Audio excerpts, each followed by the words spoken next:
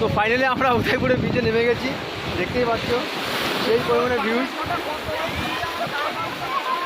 পুরো প্যান্টটাই পুরো ভিজে গেল। ও মা বলছিল কি রুমে চলে যাবে, যে এখানে নিয়ে এসেছি বলছে না না তার ঠিক আছে ঠিক আছে।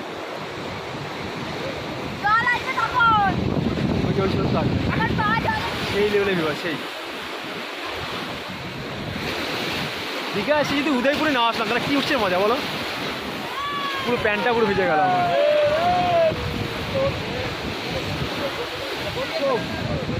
সেই সেই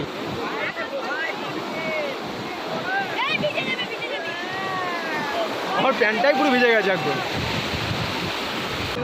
তো কি আছে ইসে নিতে গেল তোমার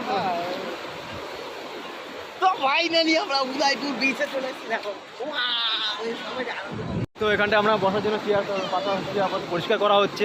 এখানে বসবো, এখানে বসে কিছুক্ষণ কাটাবো, পুরো ভিউটা পুরো পুরো ফিলিংসটা পুরো একদম নেবো এখান থেকে উঠে।